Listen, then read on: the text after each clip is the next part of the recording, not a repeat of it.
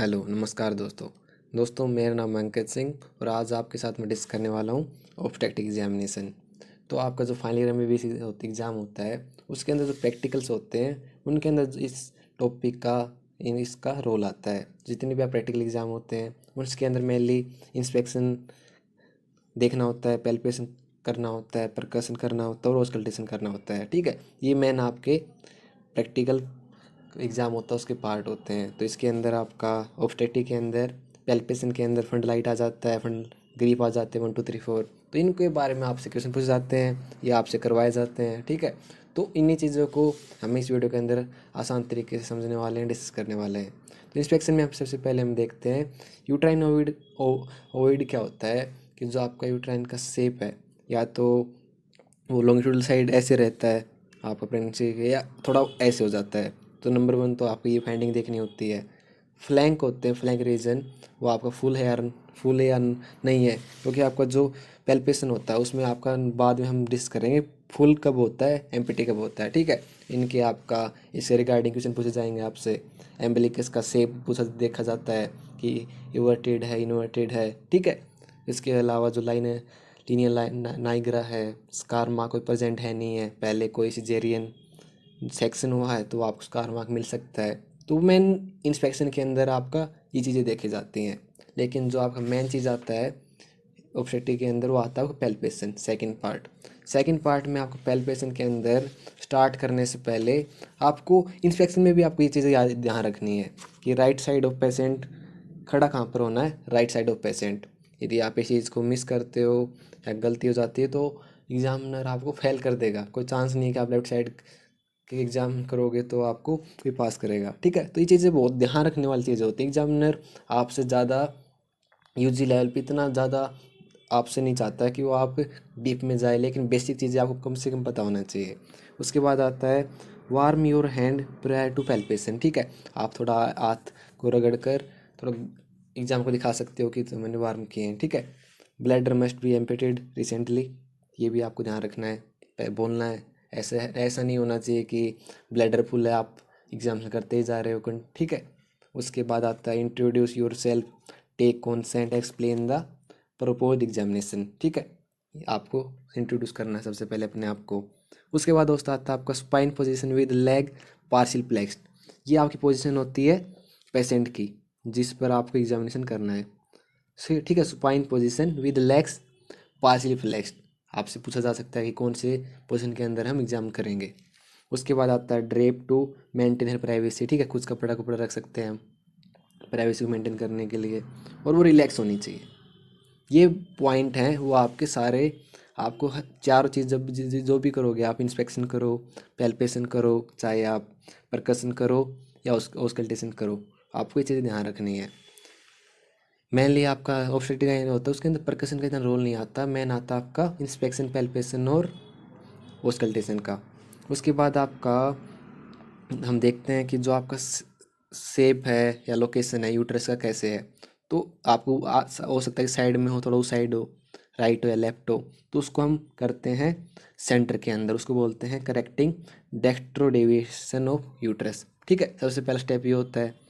उसके बाद आता है दोस्त हमारा नेक्स्ट स्टेप, आपका जो फंड लाइट होती है दोस्त वो मेज़र करना होता है by with the help of ulnar border. Ulnar border मतलब ये आपका थंब साइड रेडियल और ये आपका अल्नर बॉर्डर। ठीक है, अल्नर बॉर्डर से हम लेफ्ट हैंड के आपका फंडल हाइट मेज़र करेंगे।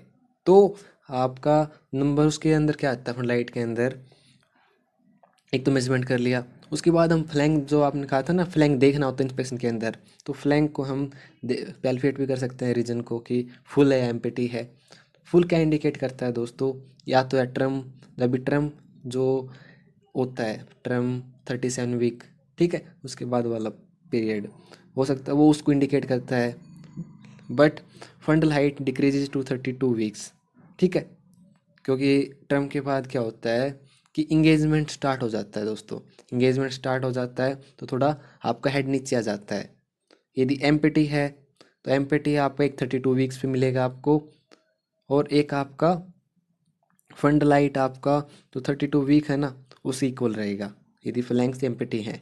ठीक है, उसके बाद आता है दोस्तों जो सिम्फेसियो फंडलाइट होता है वो आपको मेजर करना है इन centimetre with the help of tape. Tape आपको साथ लेके जाना होता है एग्ज़ाम के अंदर, ठीक है। ये आपको मेन होता है फ्लैंक और सिम्फेसियो फंडलाइट को मेजर करना इस पार्ट के अंदर। नेक्स्ट आता है दोस्तों हमारा आपका ग्रीप। ग्रीप आप इम्पोर्टेंट होते हैं, ग्रीप आपसे करवाई जाती हैं पैल्पेशन के अंदर। तो ग्रीप कौन सी होती हैं? लियोपोल्ड 1, लियोपोल्ड 2, लियोपोल्ड 3, लियोपोल्ड 4, ठीक है। 4 आपकी ग्रीप होती हैं। तो नंबर 1 जो ग्रीप होती है उसका नाम होता है फंडल ग्रीप। फंडल ग्रीप आप जो ऊपर वाला जो सिम्पेस प्यूबिस होता है उससे जस्ट नीचे आपका जो फंडल होता है, फंडस पार्ट होता है, वहाँ पर हम करते हैं, नाम से पता चल रहा है। तो उससे क्या पता चलता है कि यदि आप ब्रॉड सॉफ्ट रेगुलर पार्ट आपको फील होता है इस ग्रिप के अंदर, तो वो आपका ब्रीच। ब्रीच का मतलब क्या होता है कि हेड है ऊपर की तरफ। नॉर्मली क्या होना चाहिए, आपका जो वर्टेक्स प्रेजेंटेशन होता है उसके अंदर हेड नीचे होता है और पैर आपका ऊपर होते हैं, ब्रीच उल्टा होता है। तो ऊपर यदि आपको ये फील हो रहा है तो मतलब आपका हेड ऊपर है, ब्रीच कंडीशन है। सेकंड आता है लियोपोल्ड 2, उसे वो हम लेटरल ग्रिप बोलते हैं। लेटरल ग्रिप में साइड से हम देखते हैं, एक साइड देखते हैं फेल्ड करके, दूसरी साइड देखेंगे सेकंड उसके बाद। तो इसमें क्या होता है, यदि बैक है ना, बैक कैसा फील होगा आपको, कंटिन्यूअस बोर लाइक रेजिस्टेंस, ठीक है, बोर्ड लाइक रेजिस्टेंस आपको बैक में, यदि बैक है तो वैसा फील होगा। यदि आपका लिम्स हैं उस साइड तो कैसे फील होता है, मल्टीपल नोब लाइक स्ट्रक्चर, ठीक है। इन दोनों में से आपको फील हो सकता है कि वहाँ पर ना हो, लेकिन आपको ये टर्म पता होने चाहिए जिससे आप एग्जाम को बता सको कि हाँ मैंने क्यों बोला या कौन सी कंडीशन में क्या होता है। कई बार तो डायरेक्ट पूछ लेता है कि आपको कैसे पता चला कि आपका बैक फील्ड हो रहा है या लिम्स फील्ड हो रहा है। तो आपको टर्म बताने पड़ेंगे कि आपको मल्टीपल नोब लाइक स्ट्रक्चर मिल रहे हैं तो ये है, और यदि ये है तो ये है। थर्ड आता है लियोपोल्ड 3। लियोपोल्ड 3 के अंदर दोस्तों आता आपका पॉलिक ग्रिप।